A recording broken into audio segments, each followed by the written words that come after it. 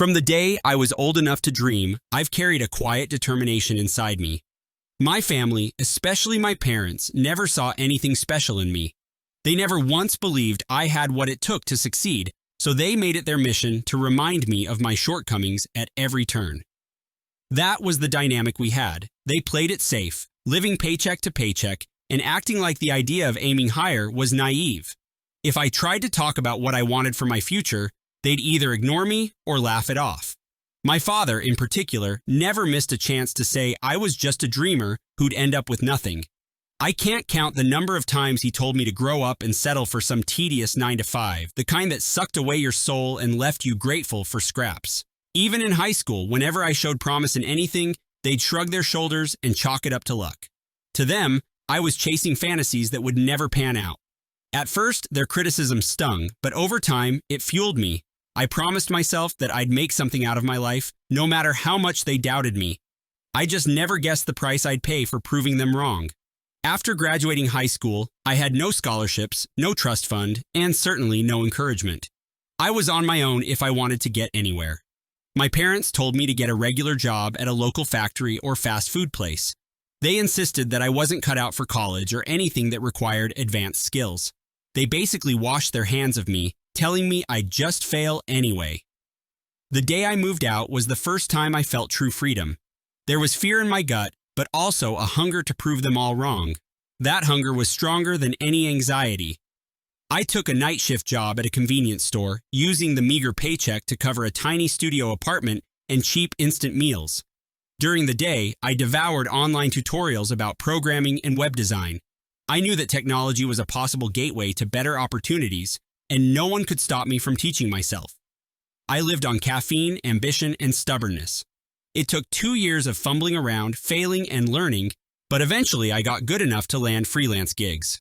The pay was small at first, but it was something I earned on my own, using a skill no one bothered to teach me.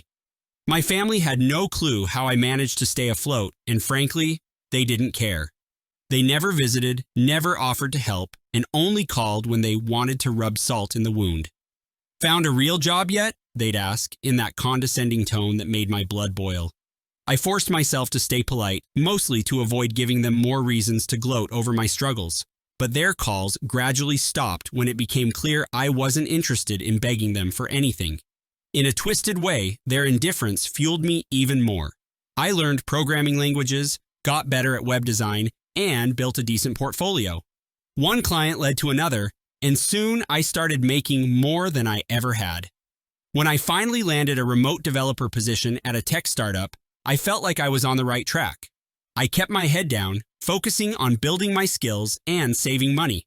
I had no illusions about my family magically becoming supportive, so I didn't bother telling them about my job. They assumed I was just scraping by. Let them think that. The real turning point came when I decided to start my own software business. I'd discovered a niche in project management tools that mid-sized companies desperately needed but weren't being offered at reasonable prices. I spent months refining a prototype, working late into the night after my day job. I tested it with small clients and got promising feedback. By the time I secured a small investment from a venture capitalist who liked my pitch, I knew I was onto something. That was the moment I quit my developer job and went all in on my startup. The next 2 years were a whirlwind of stress, doubt, and relentless work. I hired a small team of freelancers to help build out the product, and we operated out of a cramped shared office space. My parents had no idea what I was doing, and I didn't volunteer any information. Whenever they bothered to call, it was the same script. Them asking if I had finally wised up, or if I needed to come home and stop embarrassing myself. I bit my tongue every time. I knew arguing with them was pointless. It was better to let them assume I was just barely making rent. What they didn't know was that our product was slowly gaining traction. More clients signed on, our monthly revenue climbed, and before I knew it, we were turning a real profit. The venture capitalist who funded us introduced me to more investors, and soon, our little operation grew faster than I ever imagined. I was careful not to blow money on stupid expenses. Every cent I earned went back into the company or into my savings. By the 3rd year, I was making more in a quarter than I used to make in a year. It felt surreal, but also deserved. I had sacrificed any semblance of a normal life to build this. Eventually, the news reached my family through some relative who spotted me on LinkedIn boasting about my startup's growth. That was when the phone calls started up again, only this time they had a different tone. My parents wanted to check in and see how I was doing, with an oddly warm vibe they'd never shown before. My father began calling me son in a way that implied we'd always been tight. My mother asked about my health, whether I was eating properly. My siblings, who barely spoke to me before, suddenly wanted to catch up and grab lunch. I wasn't naive. I knew exactly what was going on. They smelled money. As soon as they confirmed my success, they began hinting at family loyalty and how we should stick together. For years, I had accepted their dismissal of me. Now they came around acting like the past never happened. I played along at first, curious to see just how far they'd take this charade. But I knew one thing. I wasn't giving them a cent. Not after all the years they ridiculed me. The next family gathering I attended was a disaster waiting to happen. I hadn't seen them in years, but they insisted I come home for my mother's birthday. I decided to go for one reason only, to show them I wasn't the timid person they once knew. By then, I had a nice car and dressed better, but I didn't flaunt anything. I wasn't about to act like I was superior, but I also wasn't going to hide my success. The moment I walked in, I felt every pair of eyes on me. My father patted me on the shoulder and said, "Look who's finally come back. We're proud of you, you know."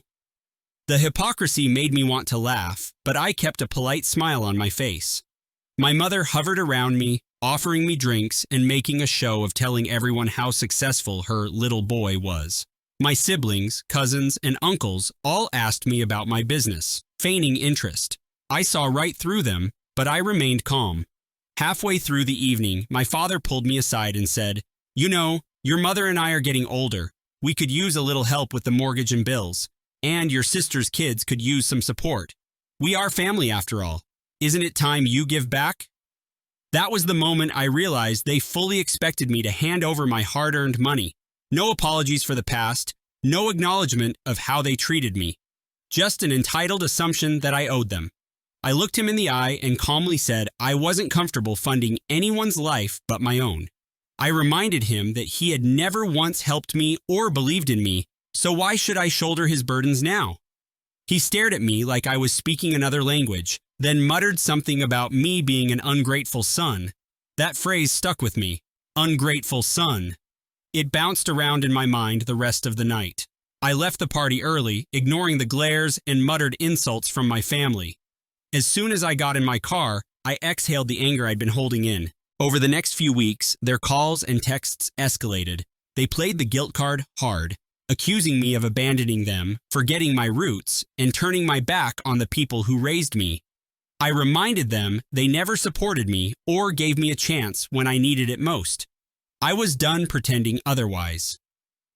Then came the betrayal that shattered any lingering sentiment I might have had for them. My parents and siblings showed up at my startup's office one morning unannounced. The receptionist, who didn't know them, was baffled as they demanded to see the CEO. Word got to me, and I reluctantly let them in, trying not to cause a scene. They proceeded to berate me in front of my employees, calling me selfish and heartless, accusing me of forgetting where I came from. My father stood there, hands shaking with rage, yelling that I owed them for all the sacrifices they made raising me. The entire office went silent as my family hurled insults at me, called me a disgrace, and told me I wouldn't have survived without them. It was humiliating, infuriating, and above all, the final straw. I asked them to leave, and when they refused, I signaled security. My father tried to push past the guard, yelling that he'd sue me for abandonment or something ridiculous. By the time they were escorted out, the damage was done. My staff saw a side of me I never wanted them to see. My father's threats continued via voicemails and texts, claiming he'd talk to the press about how I was a horrible son who refused to care for his struggling parents. A few days later, one of our investors forwarded me an article from a local paper where my parents had given a sob story about how their son made millions and left them destitute. The article was full of half-truths and outright lies, painting me as some spoiled brat who refused to do the bare minimum for his own flesh and blood.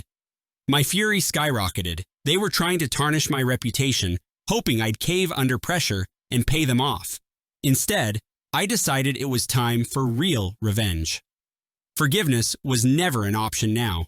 All the anger I'd bottled up for years fueled my next moves. First, I hired a lawyer specializing in defamation.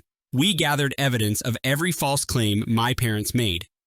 The second step was a cease and desist letter demanding they retract their statements or face legal action. I knew they wouldn't comply and would probably escalate, but it was part of my plan. A week after receiving the letter, my father showed up at my apartment building, screaming about how I dared to threaten him with lawyers. Security was called again, and this time I pressed charges for harassment. They still didn't back down. Instead, they ran another story in the local paper with even more outrageous claims, saying I threatened to ruin them financially. My lawyer and I struck back with a defamation lawsuit. This wasn't just a scare tactic. I was fully prepared to drag them to court. They had no idea how serious I was. Meanwhile, I started quietly making calls to certain people in our hometown, revealing the truth about how my family treated me. I had old acquaintances who remembered how dismissive my parents were. I shared my side of the story, showing them screenshots of the hateful messages I'd received from my family. The local newspaper editor got wind of these details and reached out to me for a statement. I decided to give an exclusive interview, calmly refuting every lie my parents told. By the end, public opinion shifted significantly. People saw my evidence, read about how I'd been mocked and dismissed for years, and realized my parents' sob story was a sham. It got even worse for them when the lawsuit proceeded. My family panicked because they couldn't afford legal representation to match mine. Their ridiculous claims crumbled under scrutiny. It became clear they only wanted a payday from me. In a last-ditch attempt, my siblings tried to contact me, pleading with me to drop the suit for the sake of family. They insisted they never wanted things to go this far, that they were pressured by our parents. They begged me for forgiveness, claiming they were caught in the middle. That was the point where I knew for certain that forgiveness wasn't an option. They could have reached out to me at any time before publicly humiliating me, but they didn't. They stood by our parents and tried to extort me. Now they wanted mercy. No, I refused. My lawyer and I pressed on. The suit never reached a dramatic trial, but the settlement negotiations were brutal. My family found themselves cornered. They had no evidence to support their lies, and every piece of documentation proved they defamed me deliberately. Their lawyer, clearly exasperated, eventually advised them to settle. The final agreement forced them to issue a public retraction and apology, along with a promise to never contact me again. They also had to pay a nominal amount in damages, which they struggled to come up with. I knew the sum would hurt them, but it wouldn't destroy them financially. I wasn't aiming to push them into homelessness. I just wanted them to feel the weight of their actions and be forced to admit they were wrong. There was no triumphant handshake, no tearful reconciliation. I walked out of that meeting with my head held high, determined to never speak to them again. Despite the settlement and public apology, I received hate messages from some distant relatives who still believed my parents' version of events. They claimed I'd ruined my own family out of spite. I chose to ignore them. The truth was out there, and anyone who cared to know it could see the facts. My parents stopped harassing me once they realized there was no money coming their way and that they had legally sworn to leave me alone. My siblings also withdrew, presumably furious that I hadn't given them a free ride. They were left with nothing but the bitter realization that their attempt to exploit me backfired spectacularly. It didn't make me happy or fill me with glee, but it brought me closure to know they couldn't hurt me anymore. I poured my energy back into my business, which continued to flourish. I expanded our product lines, hired more talented developers, and opened a second office in a major tech hub. My personal life improved too, as I allowed myself to finally relax and enjoy the fruits of my labor. I traveled, met new people, and even started dating again. Without the constant drama from my family overshadowing everything, I felt liberated. Occasionally, I'd remember how they called me an ungrateful son, and I'd wonder if I should feel guilty. But then I recalled the years of doubt, insults, and utter neglect. I had nothing to be sorry for. They made their bed, and I simply refused to lie in it with them. The years since have taught me that family isn't just about shared blood. It's about mutual respect, support, and genuine care. I found those qualities in friends, mentors, and colleagues who stood by me when my own relatives didn't. My life isn't perfect, but it's peaceful. I wake up each day knowing I earned everything I have. No one handed me success or guided me with a gentle hand. I clawed my way up from nothing, and when I finally triumphed, my family tried to swoop in and claim the rewards. Betrayal has no place in my heart anymore. I let my actions speak, and my actions said they would never lay their hands on my success. They called me ungrateful, but in the end, I merely gave them what they gave me for most of my life. Nothing. Sometimes people ask if I ever wish things had turned out differently. Sure, in a perfect world, I would have parents who supported me, siblings who cheered me on, and a family that took pride in my accomplishments for the right reasons. But that's not the hand I was dealt. I don't regret withholding my money from them. I don't regret the lawsuit. They forced my hand when they spread lies and tried to bully me into submission. My only regret is that I didn't cut them off sooner. I could have spared myself a lot of grief. If anyone reading this is going through something similar, remember that you're not obligated to give people who hurt you unlimited chances. Sometimes the best thing you can do is walk away and never look back. That's not cruelty, it's self-preservation. My family taught me the hard way that loyalty is a two-way street. They betrayed me, so I struck back and made sure they could never hurt me again. That's the closure I needed, and it still feels right to this day. Always.